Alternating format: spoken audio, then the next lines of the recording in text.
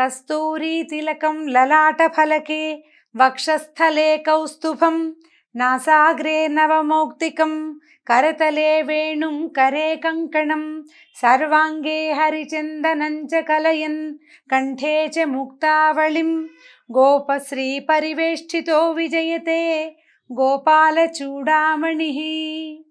భాగవత కథాసుధ చివరి భాగంలో ఉన్నాం. అయితే ఈ రోజున గోదా కళ్యాణం చేస్తారు.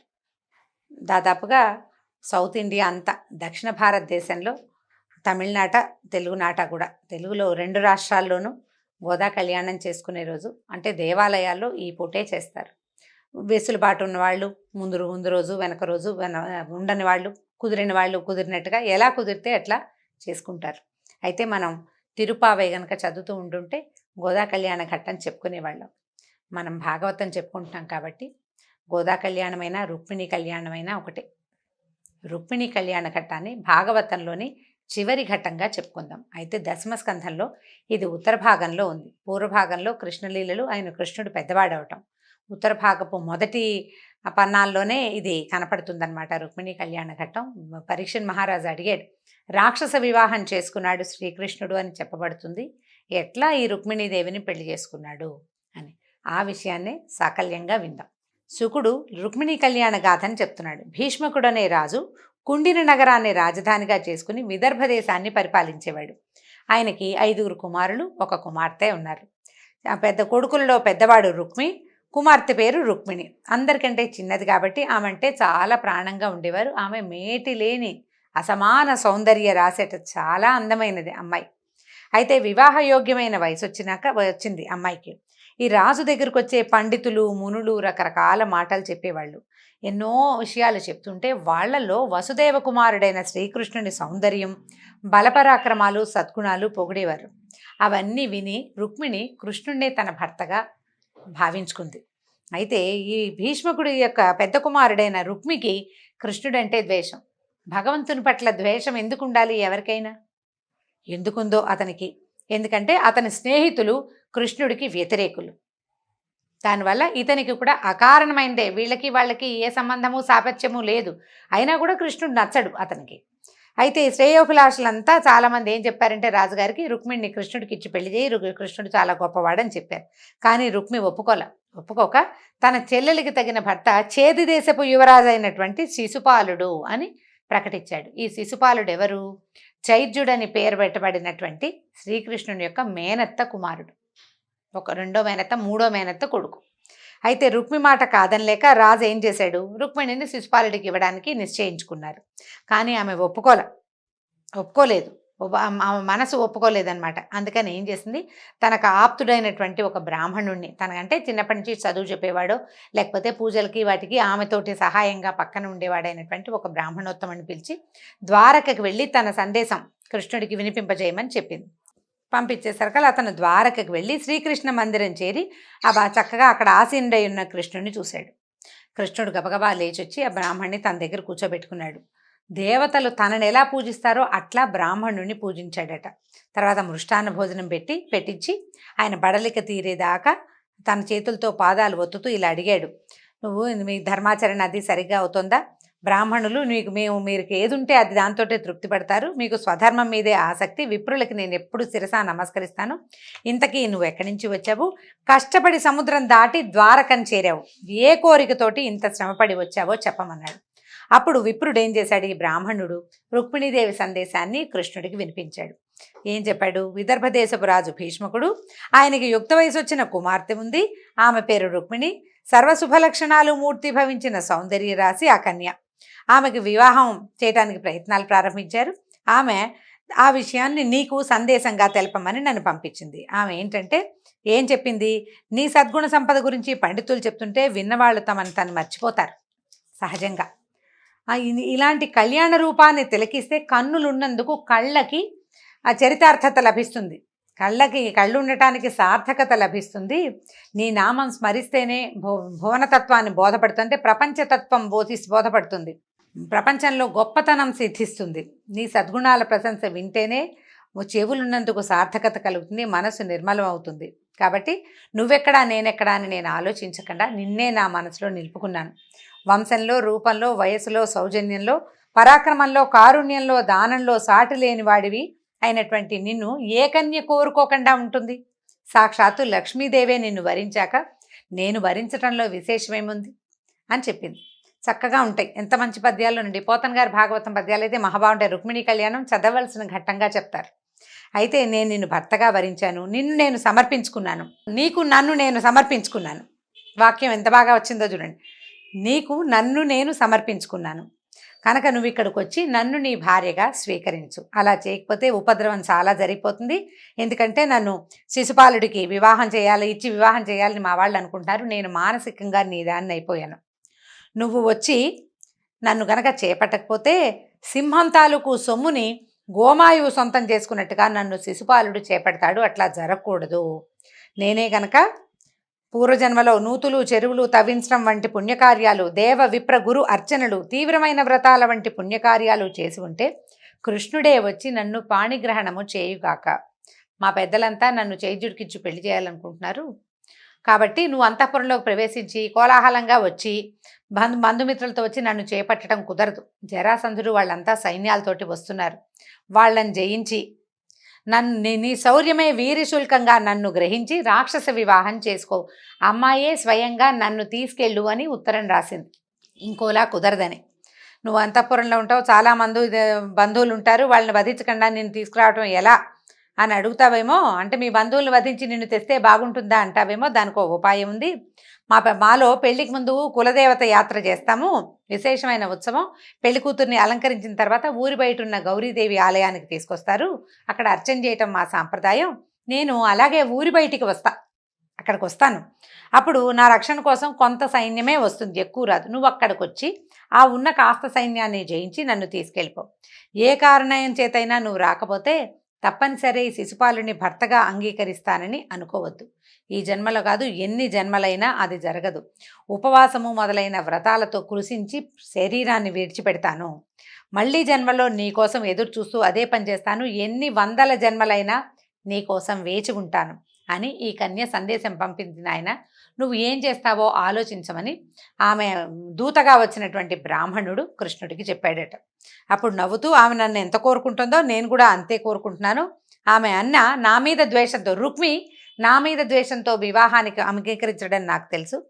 శిశుపాల జరాసంధాది రాజును యుద్ధంలో ఓడించి ఈమెని తెచ్చుకుంటాను, రుక్మిణీదేవిని నేను తీసుకొస్తానని చెప్పాక ఎల్లుండే పెళ్లి నక్షత్రం, ఎల్లుండే ఎక్కువ సమయం లేదన్నాడు విప్రుడు. అప్పుడు ఈయన దారుకుడు అనే తన యొక్క సారథిని పిలిచి రథం సిద్ధం చేయమన్నారు. ఈ దారుకుడి పేరు మనందరికీ జ్ఞాపకం ఉంటుంది, మాయాబజార్ చిత్రంలో వినిపిస్తుంది. దారుక వీళ్ళని వనానికి తీసుకెళ్ళమంటాడు. ఆ దారుకుడు కృష్ణుని యొక్క రథ సారథి. 2-3 సందర్భాల్లో మా భాగవతంలో మనకి కనపడుతుంది. అప్పుడు ఏమవుతుంది, రథాన్ని ఎక్కించి తాను ముందు ఎక్కి కుండిన నగరాన్ని ఎక్కాడు. ఇద్దరు ఎక్కారన్నమాట, బ్రాహ్మణుడు కృష్ణుడు కూడా కుండిన నగరానికి వెళ్ళారు. అయితే బలరాముడు ఏమనుకున్నాడు, కృష్ణుడే ఒక్కడే రుక్మిణిని తేవడానికి వెళ్తున్నాడని, అక్కడ అనేక మంది శత్రురాజులు సైన్యాలతో వస్తారని తెలిసి ఉన్న బలరాముడు తన యాదవ వీరులతో కలిసి మహాసైన్యాన్ని వెంట పెట్టుకుని తను కూడా కుండిన నగరానికి బయలుదేరాడు. ముందు కృష్ణుడు వెళ్ళిపోయాడు, వెనకాల బలరాముడు ససైన్యంగా వెళ్ళాడు. ఈయన ఏం చేశాడు, పెళ్లికి కావాల్సిన ఏర్పాట్లన్నీ చేసుకున్నారు, పుణ్యావచనం చేశారు, ఇలవెల్పులు నర్చించారు, పితృదేవతలను పూజించారు, పెళ్లికి చేయవలసిన రకరకాల కార్యక్రమాలు, అమ్మాయికి వేదమంత్రాలతో రక్ష చేయించారు, గ్రహశాంతులు చేశారు, బోల్డు దానాలు, నగరమంతా అలంకరించారు, అంతఃపురం అంతా అలంకారాలు, అమ్మాయిని విశేషంగా అలంకరించారు, వీధుల్లో దుమ్ము గిమ్ము లేకుండా పన్నీరు చల్లారట. అంటే రాజకుమార్తె వివాహానికి ఎంత ఘనమైన ఏర్పాట్లు చేయాలో అవన్నీ యథావిధిగా జరిగిపోతున్నాయి. ఇంతలో శిశుపాలుడి వివాహానికి ముందు చేయవలసిన మంగళ కార్యాలన్నీ చేసుకుని చేదిరాజు తన కుమారుడితో చతురంగ బలాలతోటి కుండిన నగరానికి వచ్చేసాడు. అయితే భీష్మకుడు వెళ్ళి వాళ్ళని మంగళవాద్యాలతోటి పెళ్లి వాళ్ళనందరినీ తీసుకొచ్చుకున్నాడు. ఈ నగరంలో పౌరులంతా వింటున్నారు వార్తలు, ఆ రాజు వచ్చాడు, ఈ రాజు వచ్చాడు. దాంతోపాటు కృష్ణుడు వస్తున్నాడు అనే వార్త వచ్చేసింది. కృష్ణుడు, బలరామకృష్ణులు, సాళ్వుడు, జరాసంధుడు, దంతవక్త్రుడు, విధూరథుడు, పౌండ్రకుడు మొదలైన రాజులు సైన్యాలతోటి కుండినకి చేరారు. భీష్మకుడు అందరినీ చక్కగా మర్యాదగా తీసుకెళ్ళాడు. నగరంలో ఉన్న పౌరులంతా విన్నారు, కృష్ణుడు కూడా వచ్చేసాడని తెలిసింది. ఆయన్ని చూడటానికి బారులు తీరి మంగళహారతులతోటి ఆయన్ని ఎదుర్కొన్నారు. ఆయన దివ్యమంగళ స్వరూపాన్ని దర్శించారు ప్రజలంతా. త్రిజగన్మోహన నీలకాంతితో వెలిగిపోయే నందనందనుడి ముఖపద్మ సౌందర్యం అనే తేనెని కుండిన నగర పౌరులు తమ కనులనే దోసిళ్లుగా చేసుకుని తాగారట. అంటే అసలు కళ్ళు తీయడం లేదు స్వామి మీద నుంచి. ఆ కళ్ళు అట్లా అంటుకుపోయి ఉన్నాయి. ఆయన ఎటు వెళ్తే అటు ప్రజలంతా ఆయన వైపే చూస్తున్నారనమాట. వాళ్ళందరిలోనూ మనసులోనూ ఒకే కోరిక, మనం ఏమైనా పుణ్యం చేసుంటే మన పుణ్యఫలంగా మన రాజకుమార్తె రుక్మిణికి ఈ కృష్ణుడే భర్త అవ్వాలని కోరుకుంటున్నారు. రాజకుమార్తెకి కృష్ణుడే కావాలని. తెల్లవారితే పెళ్ళి, సూర్యోదయం కావస్తుంది. రుక్మిణీదేవికి మనసు అల్లకల్లోలంగా ఉంది. అసలు ఈయన వెళ్ళాడో లేదో, ఆ బ్రాహ్మడు ద్వారక చేరగలిగాడా పాపం? అంత బోల్డంత దూరం సముద్రం దాటాలి. కృష్ణుడి దర్శనం అయిందో లేదో, దర్శనం అయ్యాక నేను చెప్పిన మాటలు చెప్పాడో లేదో, కృష్ణుడు ఆ మాటలు విన్నాడో లేదో, విని మన్నించాడో లేదో, వస్తాడో రాడో, నేనేం చెయ్యాలి అని ఎంత దిగులుగా డోలాయమానంగా ఉందన్నమాట. పార్వతీ పరమేశ్వర్లకి నా మీద దయ ఉందో లేదో, నా అదృష్టం ఇంతేనేమో. మనకి చూడండి ముందు ఏం జరుగుతుందో తెలియకపోతే రకరకాల భావాలకి, ఉద్వేగాలకి లోనవుతుంటుంది మనసు. ఆవిడ ఆలోచించుకుంటూ ఉంది. పోతన్ గారి పద్యాలు చాలా బాగుంటాయండి ఈ సందర్భంలో కూడా. అయితే ఈవిడికి శుభసూచకంగా ఎడమ కన్ను ఎడమ భుజము అదిరినాయట. ఎడమ కన్ను ఎడమ భుజం అదిరితే శుభసూచకం అని, పదే పదే అదిరితే మాత్రం డాక్టర్ దగ్గరికి వెళ్లాల్సిందేనండి. పాతకాలంలో ఇదే చెప్పేవాళ్ళు. అసలు మహాభారతం భాగవతాల్లో ఎన్ని చోట్ల చెప్తారు. కుడి కన్ను అదిరింది శుభసూచకం, ఎడమ కన్ను మగవాళ్ళకన్నమాట. ఆడవాళ్ళకి ఎడమ కన్ను ఎడమ భుజము అదిరితే శుభసూచకం అని. సరే ఈవిడ ఏమనుకుంది, అమ్మయ్య ఇదేదో జరిగేలాగానే ఉందని కొంచెం స్థిమితపడింది. కృష్ణుడు ఏం చేశాడంటే తాను వచ్చినట్టు చెప్పమని, రుక్మిణికి చెప్పమని విప్రుడిని పంపించాడు. ఆయన వెళ్ళి లోపలికి, ఆవిడని ఎవరు ఆపల, అంతఃపురంలో అందరికీ తెలుసు ఈవిడే రుక్మిణీదేవి ఆయనతో చాలా సభక్తికంగా మెలుగుతుందని. లోపలికి పంపించేశారు కల్లా రహస్యంగా ఆమెకి ప్రియమైన వార్తను తెలియజేశాడు. వచ్చేసాడమ్మా కృష్ణుడు, దగ్గరలోనే ఉన్నాడు, ఏమీ భయం లేదని. మర్నాడు పొద్దున్నే ఇంట్లో ఏదో పూజ చేశారు. అమ్మాయిని పెళ్లి కుమార్తెగా అలంకరించారు. తల్లి, దాదులు, వాళ్ళు వీళ్ళు, చిలకత్తెలు, చాలామంది ముత్తైదులు తోడురాగా ఈ రుక్మిణీదేవి గౌరీ ఆలయానికి బయలుదేరింది. రాజభటులు సాయుధులై ఈ రక్షణ వలయంగా ఈవిడితోటి రాజకుమార్తెతో పాటు వెళ్ళారట. వాళ్ళందరూ రకరకాల పాటలు పాడుతున్నారు, వంది మాగతులు స్తుతులు చేస్తున్నారు.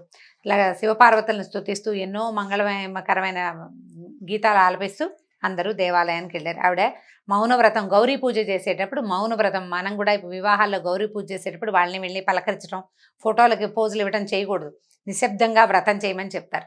గౌరీ పూజ చేసేటప్పుడు మాట్లాడకూడదు, కామ్గా ఉండాలి. ఈవిడ ఏం చేసింది, ఆచమించి పూజకు కూర్చుంది. శివపార్వతులకి అలంకారము, అభిషేకము, అర్చన సమస్తం చేసింది. చెప్పిన పని ఎట్లా చెప్తే అట్లా చేసి పూర్తిగా పూజ అయిన తర్వాత అప్పుడు మౌనవ్రతాన్ని వదిలిపెట్టింది. ఏం చేసింది, పరిచారకుని చేయిపుచ్చుకుని దిగి వెళ్తోంది. దేవాలయం నుంచి బయటికి వెళ్తుంటే ఎలా ఉందంటే ఇప్పుడు మానవ రాజకన్యలాగా లేదు, మహాలక్ష్మీదేవి నడిచొస్తున్నట్టుగా ఉంది, దేవకాంతలాగా కనిపిస్తోంది. ఆ గౌరీ పూజ చేసిన తర్వాత ఒక అమోఘమైన కళతోటి వెలిగిపోతున్న ముఖ సౌందర్యంతో దిగి దేవాలయం నుంచి బయటికి వెళ్తోందట. అప్పటిదాకా పెద్దగా నగర ప్రజలు ఎవరు రాజకుమార్తె మహాద్భుత సౌందర్యవతని తెలుసు అందరికీ, కానీ ఎవరు ఆమెను పెద్దగా చూడలే. అసూర్యం పశ్య, ఆమె ఏ సూర్యుడు ఆమెను చూసుండడు, అంతఃపుర రాజకన్య కదా. అప్పుడు అందరూ ఆ కన్యామణిని చూసే భాగ్యం లభించిందని సంతోషించారట. ఎంత సౌందర్యవంతంగానో ఉంది. అయితే అలా దిగి వెళ్తూ ఉంటే అసలు ఒక్కొక్క వస్తువులు, ఆమె ధరించిన నగల వర్ణన కూడా చాలా అమోఘమైన వర్ణన. ధగధగలాడుతున్న ధగధగాయమానంగా వెలిగిపోతూ దేవకాంతలాగా ఆమె కిందకి నడిచి వస్తూ ఉంటే వివాహానికి వచ్చిన రాజులందరూ ఆమె వచ్చే త్రోవ పక్కన నుంచుని ముగ్ధులయ్యి ఆమె తాలూకు మహాద్భుత సౌందర్యాన్ని చూస్తూ ఉండిపోయారట. అమ్మాయిని చూడటం లేదు, దేవత అన్నట్టుగా చూస్తున్నారనమాట. ఈవిడేం చేస్తుంది, అటు ఇటు చూసింది. వాళ్ళంతా తమ కేసు చూస్తున్నారు, ఆమెకు తెలిసింది. ఇంతలో కృష్ణుడు దారుకుణ్ణి అత్యంత వేగంగా ఈ రుక్మిణి సమీపానికి రథం పోనివ్వమని చెప్పాడు. గరుడ ధ్వజం రథం మీద రెపరెపలాడుతూ ఉండగా రాజులంతా చిత్తరువులాగా బొమ్మల్లో ఉన్నట్టుగా చూస్తున్నారు, ఫోటో ప్రింట్ లాగా నుంచున్నారనమాట అందరూ. ఈయన ఏం చేశాడు, రుక్మిణీదేవి దగ్గరికి రథం మీద వెళ్ళిపోయి చటుక్కున ఆమె చేయి పట్టుకుని రథంలోకి లాగి ఎక్కించేసుకుని వెళ్ళిపోయాడు. మిగిలిన జనమంతా తేరుకుని, జరాసంధుడు మొదలైన రాజులు తేరుకుని చూసేసరికల్లా రుక్మిణి లేదు, కృష్ణుడి రథంలో ఉంది, వెళ్ళిపోతోంది అని అర్థమవ్వంగానే రాజులంతా మండిపడిపోయారట, కోపం పట్టలేకపోయారు. ఇంతమంది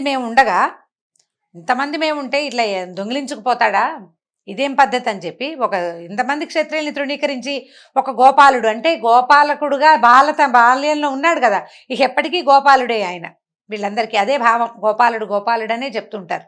వీళ్ళంతా పరిగెత్తారు, యాదవుడు ఎంతకు తెగించాడని చెప్పి వీడికి బుద్ధి చెప్పాలని మొత్తం అందరు కలిసి రథాలు గుర్రాలు వాళ్ళకి వచ్చిన చతురంగ బలాల్ని వేసుకుని వెంబడబడ్డారు. ఇంతలో ఏమైంది, బలరాముడు సైన్యం వేసి పట్టుకు తీసుకుని వచ్చాడు కదా, యాదవ సైన్యం అడ్డం పడింది. భయంకరమైన యుద్ధంలో రాజులంతా ఓడిపోయారు, యాదవులు గెలిచారు. జరాసంధాదులు పారిపోతుంటే శిశువాలుడు తెల్లమొహం వేసి నోరెండిపోయి అవమాన భారంతో కుంగిపోయాడు.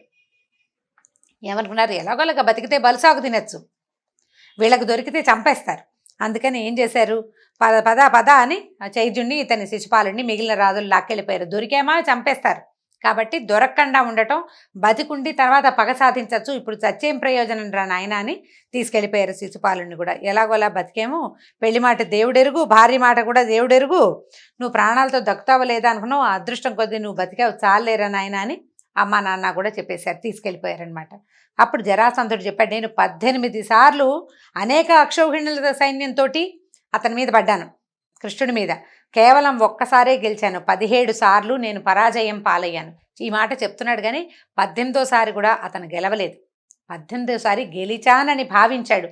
ఎందుకంటే వాళ్ళ కొండనెక్కేశారు, ఆ కొండని తగలబెట్టి అందులో వాళ్ళిద్దరూ మసైపోయారని భావించాడు. వాళ్ళు ఏం అవ్వలేదు, అతని ఉద్దేశం అనమాట, నేను గెలిచాను అనుకున్నాడు. గెలుపు ఓటమి అన్నీ దైవం నిర్ణయించేవే, మన చేతిలో ఏమీ లేవు, నేను మనస్థిమితం చేసుకున్నాను, నువ్వు కూడా స్థిమితం చేసుకోమని చెప్పి జరాసంధుడు శిశుపాలుని ఓదార్చాడు. సరే, రాజులంతా ఒకళ్ళనొకళ్ళు ఓదార్చుకుని వెళ్ళిపోయారు. రుక్మికి అసలు పడదు కృష్ణుడంటే. దాంతో మీరంతా పోతే పొండి, మా చెల్లెల్ని తీసుకెళ్ళిపోతుంటే నేను ఊరుకుంటానా అని రుక్మి మాత్రం నేను యుద్ధానికి బయలుదేరుతాను, కృష్ణుడిని చంపి రుక్మిణిని విడిపించాకే నగరంలోకి అడుగు పెడతానని కృష్ణుడు వెంటబడ్డాడు కొంత సైన్యంతో. వాళ్ళని చేరుకునేసరికల్లా కృష్ణుడు రుక్మిణి అవలీలగా జయించేశాడు ఒక దెబ్బకే. చంపడానికి కత్తెత్తితే రుక్మిణీదేవి కృష్ణుడి పాదాలు పట్టుకుంది, మా అన్నయ్యని వదిలిపెట్టు, సోదరుణ్ణి చంపద్దు, కనీసం సముఖంలో చేయకూడదు ఇది అని అడిగేసరికల్లా ఏం చేశాడు, పై వస్త్రంతో రుక్మిణి రథానికి కట్టేసి తన ఖడ్గంతో శిరోజాలు మీసాలు గడ్డము తీసేశాడు, తల మీసాలు గడ్డాలు క్షవరం చేసేసాడనమాట, నున్నగా చేసేస్తే ఇంతలో అక్కడికి వచ్చిన యాదవ సైన్యం రుక్మి సైన్యాన్ని తరిమి కొట్టేసింది. ఆ తర్వాత బలరాముడు కృష్ణుడి వద్దకు వచ్చి, బంధువు అవుతాడు కదా, ఇంత పని చేయకూడదని చెప్పి, బంధువులను అవమానం చేయకూడదని రుక్మిని విడిపించాడు కృష్ణుడికి నచ్చజెప్పి. రుక్మి తను చేసిన ప్రతిజ్ఞ నిలబడి, అంటే నగర ప్రవేశం చేయను రుక్మిణి లేకుండా అని చెప్పినందుకు భోజకటకం అనే నగరాన్ని నిర్మించుకుని అక్కడే ఉండిపోయాడు. కానీ మళ్ళీ కుండిన నగర ప్రవేశం చేయలేదట. బలరామకృష్ణులు రుక్మిణి ద్వారకకు చేరారు. బంధుమిత్రుల వేడుకల మధ్య, పురజనుల ఆనంద కోలాహలాల మధ్య మంగళవాద్యాలు ధ్వనులు మిన్నంటుతూ ఉండగా కృష్ణుడు రుక్మిణీదేవిని యథాశాస్త్రంగా వివాహం చేసుకున్నాడు. దీంతో మన భాగవత్ కథాసుధ రుక్మిణీ కళ్యాణ ఘట్టంతో పూర్తి చేసుకుంటామండి. మరి వీలు వెంబడి ఇంకా ఏవైనా కొత్తవి అంటే మీకు అందరికీ తెలిసినవే మళ్ళీ ఇంకొకసారి చెప్పే ప్రయత్నం, ఏ పురాణాలు, ఏ కథలు, గాథలు ఏవి కుదిరితే అవి, వీలైతే రామాయణం కూడా, వాటన్నిటినీ మీకు ఇలా అంటే సాధారణమైన మాటలతోటి పరిచయం చేసే భాగ్యాన్ని కలగజేస్తాడు భగవంతుడని అనుకుంటూ సెలవు తీసుకుంటాను. నమస్కారం.